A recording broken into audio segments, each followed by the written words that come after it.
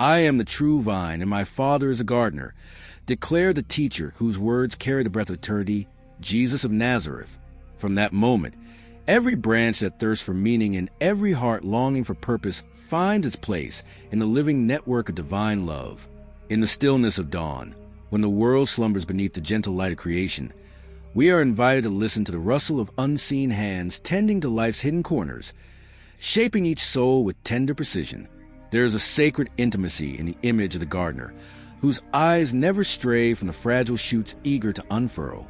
He feels the subtle shift of the wind against each leaf and knows the precise moment when dying tendrils must be severed, not out of rejection, but from compassionate foresight. As is written in the songs of the faithful, the shepherd counts even the smallest lamb. So too does the gardener count each branch, honoring it with pruning shears that carve away what is barren, leaving possibilities for blossoms yet unseen. To abide in this vine is to surrender the illusion of self-sufficiency. No branch can bear fruit alone, for its life is woven into a greater canopy of grace. We discover that every whisper of hope, every gentle impulse toward kindness, springs from roots anchored in divine generosity. In the hush of contemplation, hearts learn that apart from this union, effort withers like vines abandoned on arid ground, destined to fuel the flames of despair. Yet when we remain intertwined with the source of all life, our spirits burgeon with the promise of harvest beyond measure.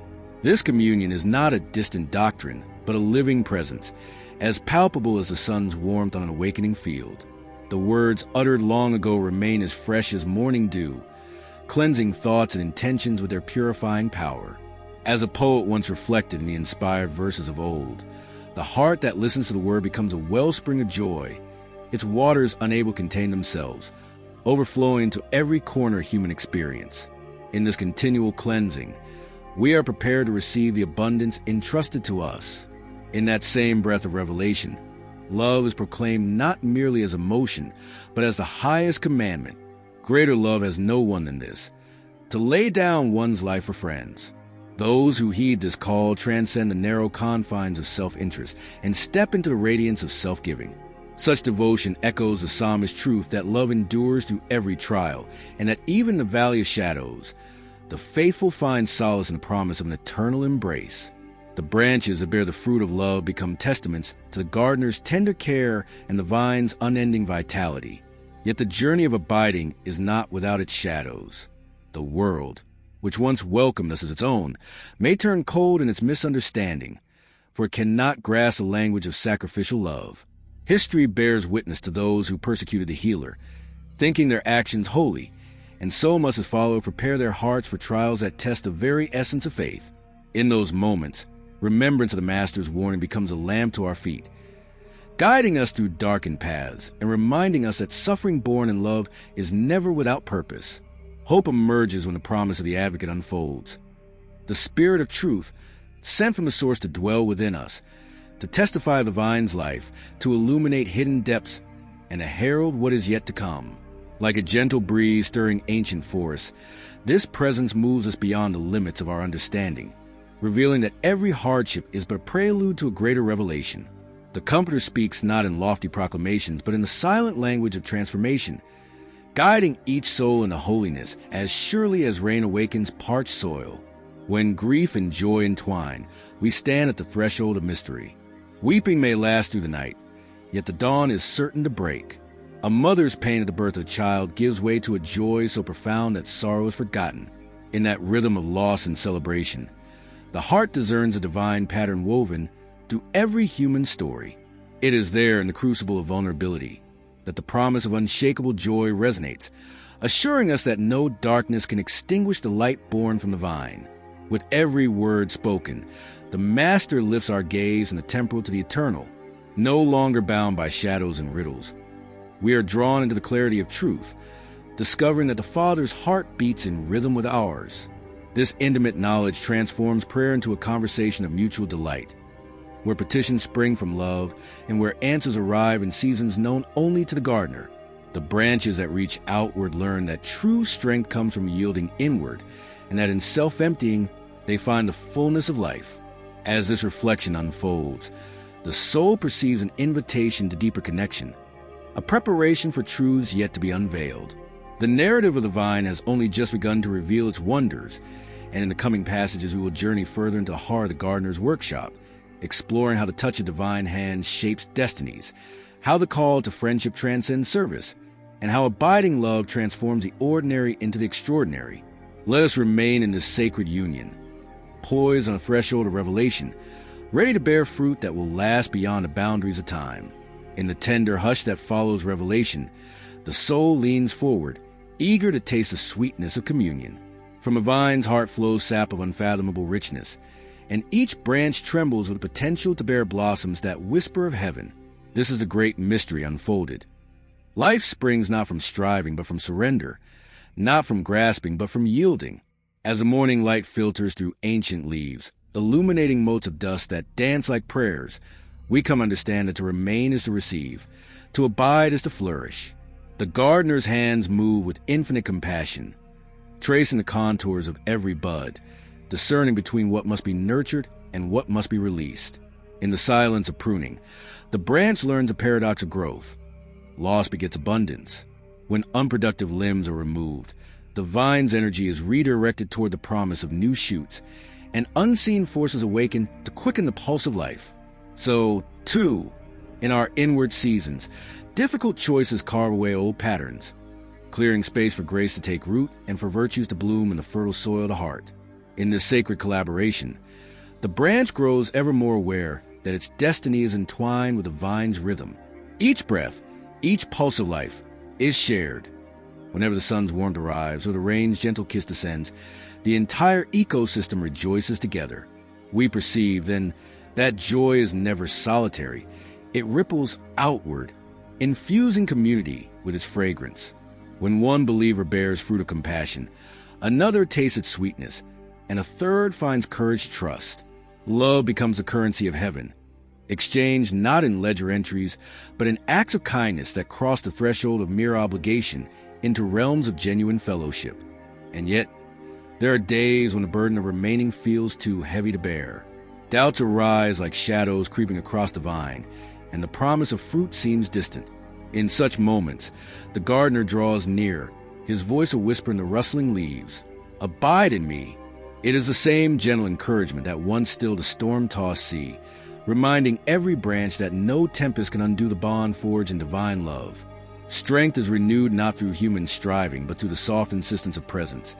And courage is reborn in the still center, where the word speaks life into every trembling limb. From this place of abiding springs prayer that transcends words. It is an unspoken longing, a communion beyond language, echoing the harmony of creation itself. The psalmist's melody rises.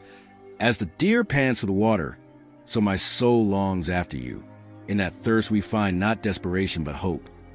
Each longing serves as proof that our roots stretch downward, seeking the wellspring of all being.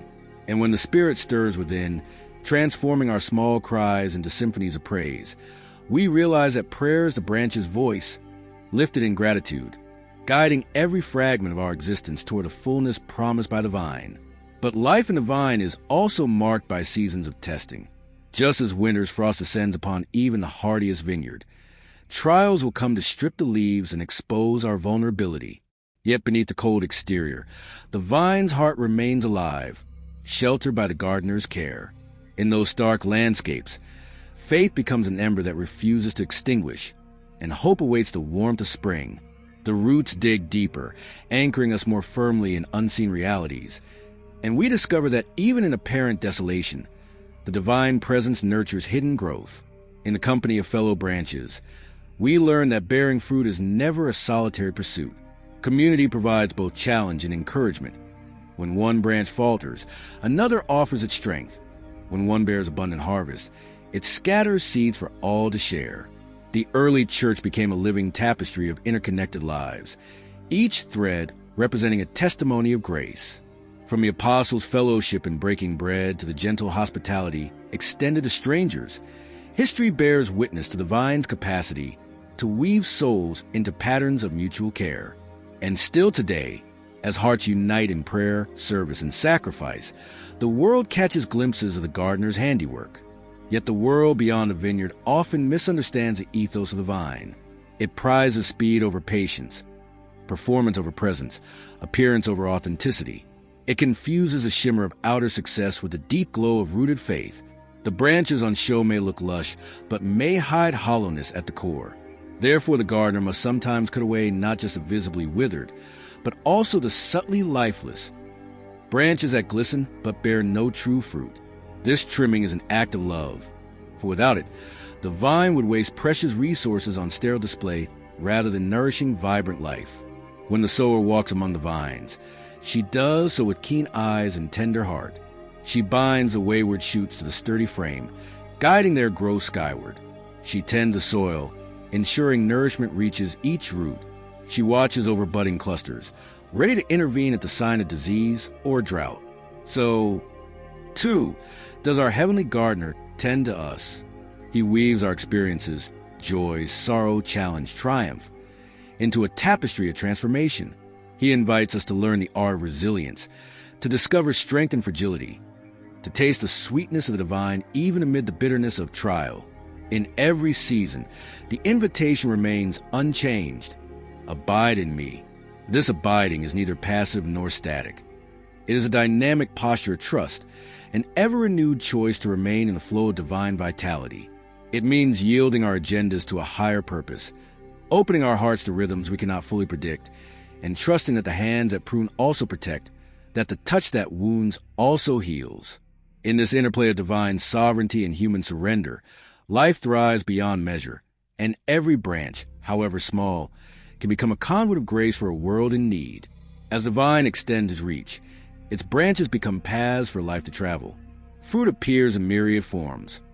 Compassion offered to the stranger, forgiveness extended to the offender, perseverance shining forth in the midst of weariness. Each fruit carries the aroma of heaven, drawing hungry souls to taste what they may only glimpse in fleeting moments of connection. In these encounters, the gardener's heart is revealed, and the vine's purpose is fulfilled as branches become witnesses to the power of love that sustains all things. And so we stand, poised between the past that shaped us and the future that beckons, rooted in the vine's eternal now. We glimpse the final harvest, the day when every branch that remained will stand in the light of unbroken fellowship, its fruit a testament to journeys of transformation. On that day, no tears will remain, and no separation will mar the unity woven by the gardener's hand. Instead, the fullness of joy will shine in every face, and the song of praise will rise as a river without end. Yet before that great unveiling, there remain lessons to be learned in the subtleties of daily devotion, the little pruning, the small act of obedience, the hidden moment of surrender. Each matters in the grand tapestry of divine artistry. Each choice to abide, each return to trust, each offering of love, shapes the soul in ways we cannot fully perceive. The vine grows not by grand gestures alone, but by countless moments of simple faithfulness. It is here, in the quiet corridors of ordinary life, that the gardener's plan takes root, preparing us for the extraordinary that awaits. As this chapter draws to its natural pause, hearts are invited to dwell in wonder, to meditate on the sacred alliance between vine and branch, and to anticipate the continued unveiling of divine mysteries. The narrative of abiding has opened vistas of grace, yet the journey continues, for there is always more fruit to bear, more beauty to reveal, more love to share. In the next passage, we will explore how the gardener's discipline refines our vision, how sorrow becomes a crucible for joy, and how the vine's abundance flows into every hidden corner of life. Until then, let us remain, let us trust, and let us bear fruit that brings glory to the one who tends us with everlasting love. In the stillness that follows pruning, a deeper clarity emerges within the branch. Each cut, however tender it may seem at first, begins to reveal hidden strengths and dormant capacities. It is as though the darkness of night, when contemplation seems most fraught, carries within it the seeds of dawn. In the echo of removed burdens, the branch discovers renewed space to stretch toward light, and with that reaching comes an awakening to the fullness of purpose. The gardener's discipline, though often met with resistance, is in truth the subtlest form of love, carving away distractions so that the soul might learn to see with unclouded vision. Sorrow, too, becomes an instrument of transformation. In seasons when tears fall like gentle rain, the branch grows supple, able to bend beneath weight without snapping. As the psalmist confesses in the depth of his lament, "My tears have been my food day and night." Yet from that well of sorrow comes an empathy that transcends human comfort, binding hearts in solidarity with those who weep. The gardener does not shrink from our grief, but enters it alongside us, weaving our brokenness into a tapestry that will one day glimmer with the light of shared redemption. Trials furnish opportunities for trust to take root more deeply. When drought visits the vineyard of life and the branch senses its sap run low, a choice appears: to cling desperately to what remains, or to yield to the gardener's promise of resurrection. In such moments, faith reveals its quiet power, reminding us that living water flows inexhaustibly from the source. Even when hope seems a distant hymn, a single note of trust can become the refrain that sustains until relief arrives. And so perseverance is born not from mere stubbornness, but from an assurance that the gardener's love is steadfast, even through the starkest trial. Out of the soil enriched by tears and by the ashes of what was once cut away, shoots of character emerge. Patience that endures the unseen, kindness that responds to suffering with gentleness, self-control that resists impulse in favor of intentional goodness. These fruits, too, are cultivated by the gardener's hand. They do not spring forth overnight, but mature in the measured cadence of daily surrender. The apostle observes that the Spirit's fruit is love, joy, peace, patience, kindness, goodness, faithfulness, gentleness, and self-control, virtues that grow only in the sacred tension between freedom and submission. Within this tension lies the paradox of power made perfect in weakness. When the branch realizes its utter dependence on the vine, its pride dissolves, and in that humility true strength is found. The gardener's power is not displayed in forceful displays, but in the quiet ordering of growth, in the promise that even a tiny mustard seed can become a vast sheltering tree. Thus, the smallest act of surrender may yield consequences that reach beyond what any branch could imagine, extending the vine's canopy into places where fear once held sway. Community serves as the orchard in which these truths take tangible shape. As branches cluster on the vine, they share not only sap but stories, accounts of nights spent wrestling with doubt, dawns touched by unexpected grace, seasons of pruning that led to new abundance. In the candor of fellowship, we recognize reflections of our own journey in the struggles and victories of others. We whisper words of encouragement over one another, echoing the gardener's gentle exhortation to remain. Through shared prayers, hands clasped across weary hearts, the promise of fruitfulness becomes a shared reality, each voice contributing to a chorus that rises far above the din of isolation. Yet beyond community's embrace lies the world calling for the vine's witness. In streets where desperation crouches at the door, in homes shadowed by conflict, in marketplaces where greed eclipses mercy, the branch that bears love carries a fragrance of heaven. A simple act, sustaining a weary stranger with bread, speaking forgiveness where bitterness simmers, laying down comfort for the sake of another's healing, becomes a seed cast into fertile ground. And in time, that single seed blossoms into a grove of compassion, drawing others into the vine's life-giving network. The gardener's rhythm orchestrates every step of this journey. He knows when to withhold, when to bless abundantly, when to prune, when to celebrate the unfolding harvest. This divine timing often diverges from human expectation, prompting impatience that must itself be pruned. Just as fruit ripens in its appointed season, so must our hearts learn the discipline of waiting. The apostle reminds us to be patient in affliction, to steadfastly hold fast to hope, for God's timing is woven into the fabric of eternity. In that patience, burdens grow light and purpose becomes a lantern guiding our steps through darkness. Teaching continues in the quiet corners of everyday life. The branch that rises to greet the sun also bends under the weight of simple chores, preparing a meal for family, tending the needs of a neighbor, caring for the vulnerable with a heart that sees the face of Christ in each one. In these gestures lies a profound theology of service. Greatness measured not by acclaim but by humility. Influence counted not in numbers but in love freely given. The gardener transforms mundanity into ministry, illuminating how every moment serves the vine's grand design. Even in seasons of seeming barrenness, when fruit appears scarce and hope ebbs, the branch must remember the paradox that life's deepest growth lies often beneath the surface. Roots extend where eyes cannot follow. Unseen currents of grace nourish the inner being, preparing it for a harvest yet to come. This hidden work, though invisible to human gaze, is the gardener's masterpiece in progress. We may not perceive the stirrings of renewal, but in due time the blossoms will testify to the fidelity of tending hands. In the tapestry of divine narrative, suffering itself finds its place as a thread of glory. The scars left by pruning bear witness to the vine's resilience. They become emblems of survival and testimony to the gardener's redemptive touch. When we share stories of wounds transformed into wisdom, of brokenness refined into beauty, we mirror the Master's own journey, whose crown of thorns yielded the fruit of salvation. Through our narratives, the world glimpses the power of sorrow made holy, the possibility of life emerging from death. And so the journey of abiding moves ever forward, a spiral unfolding deeper mysteries of love and grace. Each chapter of the vine story prepares for the next revelation, drawing the branch into greater communion and broader mission.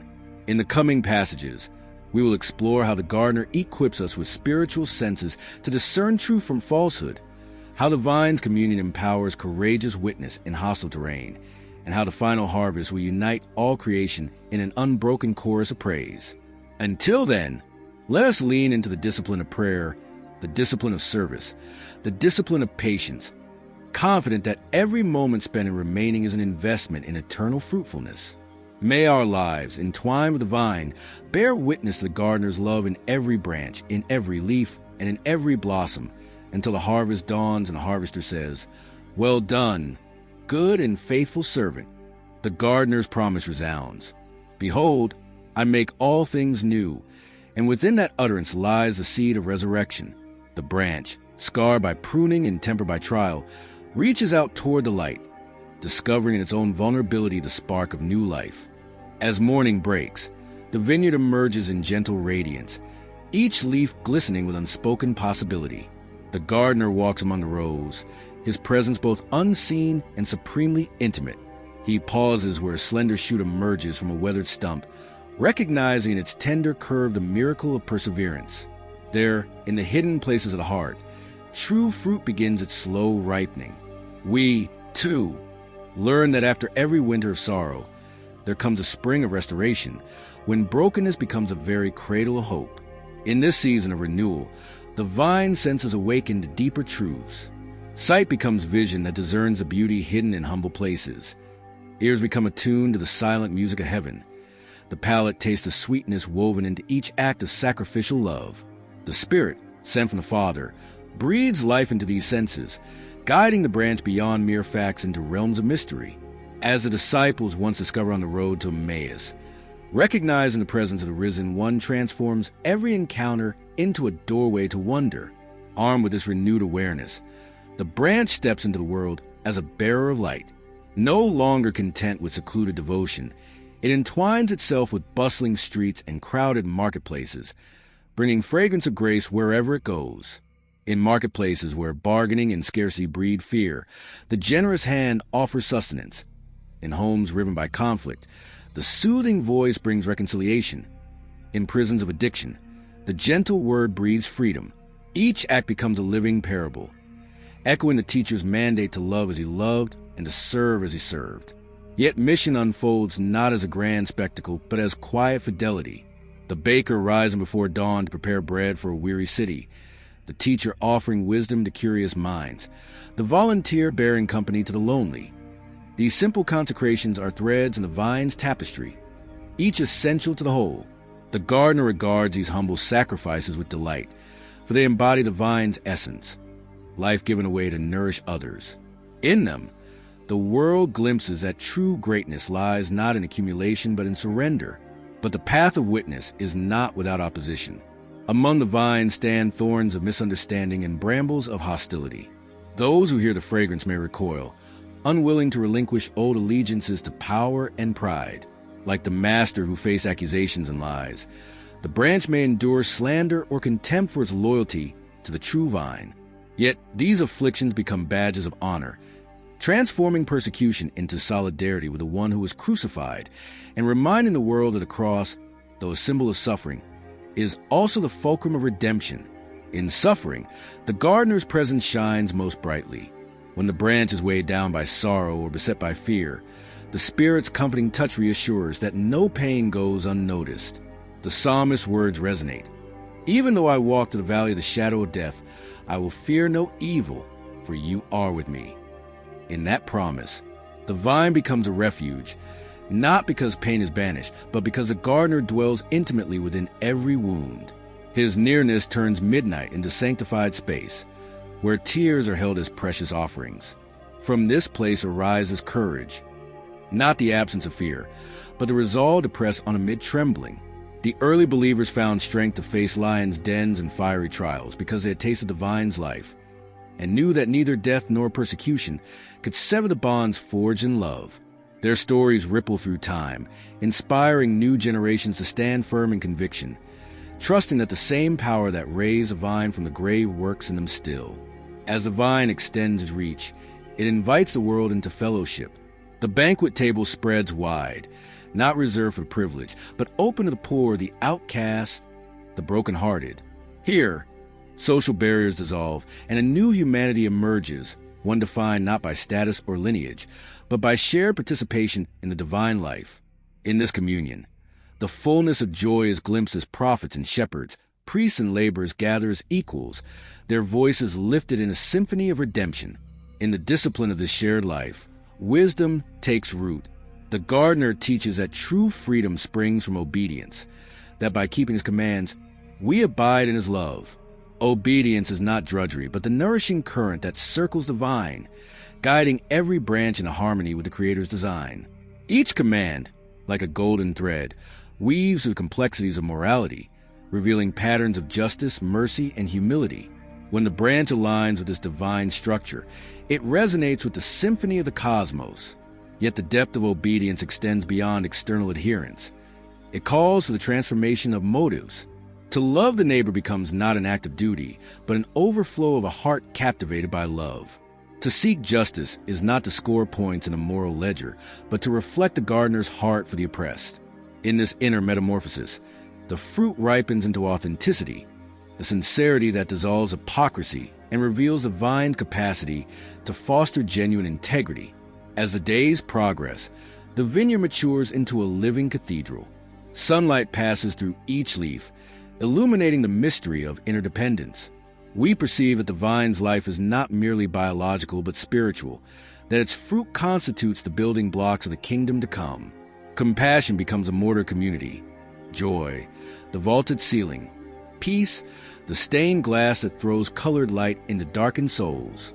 In these structures of grace, the faithful enact a foretaste of the new creation. And still, the gardener's work is never complete. He watches a horizon where storms may gather, praying over each branch in anticipation of battles yet fought. He nourishes the roots when drought threatens, celebrating new buds even in the fiercest heat. Through every fluctuation of weather, the vine remains resilient, for its strength does not originate in earthly soil, but in the steadfast love of its maker.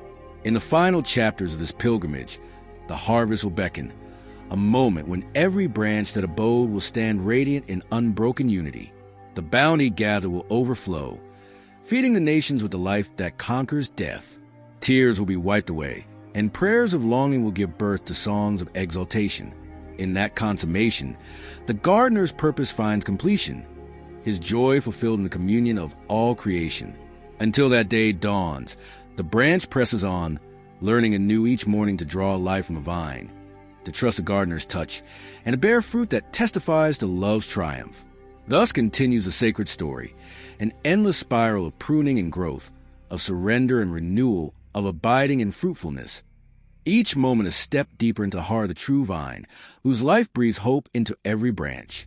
In the delicate stillness that follows the crescendo of revelation, the heart turns naturally toward practical expressions of the life it has glimpsed.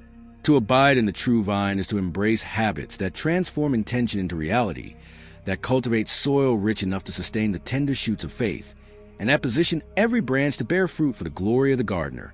In this final movement of our journey, let us explore how the lofty promises and sacred mysteries we have contemplated can find footing in everyday life, guiding our steps with down-to-earth rhythms of devotion, community, and service.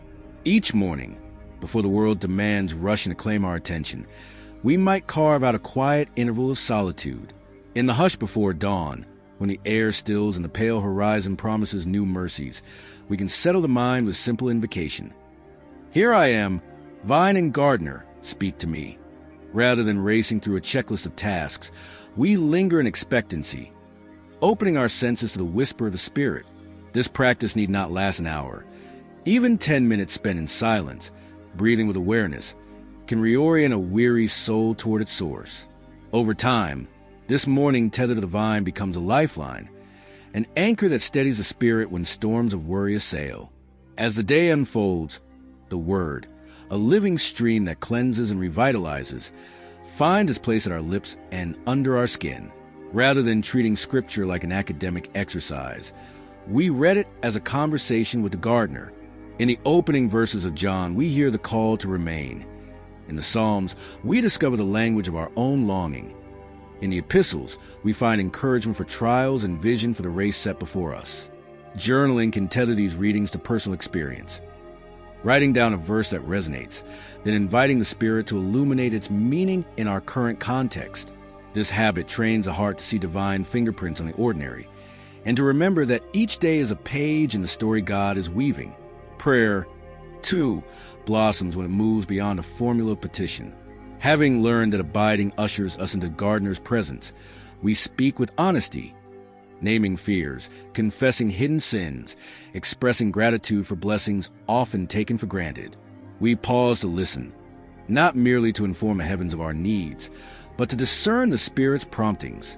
In quiet reflection, we find that prayer becomes a two-way dialogue, a reciprocal exchange of love that knits our will to the gardener's purpose. As the psalmist declared, "Be still and know that I am God." Stillness is not inertia, but a posture of receptive trust that precedes courageous action. Throughout the day's ebb and flow, the lens of community refracts the light of abiding into tangible deeds of love. We remember that branches on the same vine do not flourish in isolation.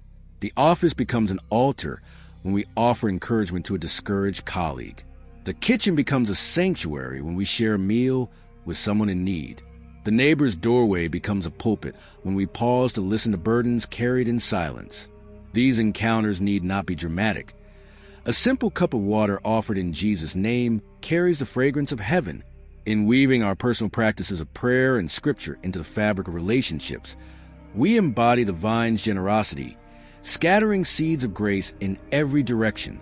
Pruning remains a companion practice, for the gardener's loving discipline often comes through painful awareness of patterns that choke our growth, anger harbored too long, fears that dictate our decisions, attachments that blind us to deeper calling.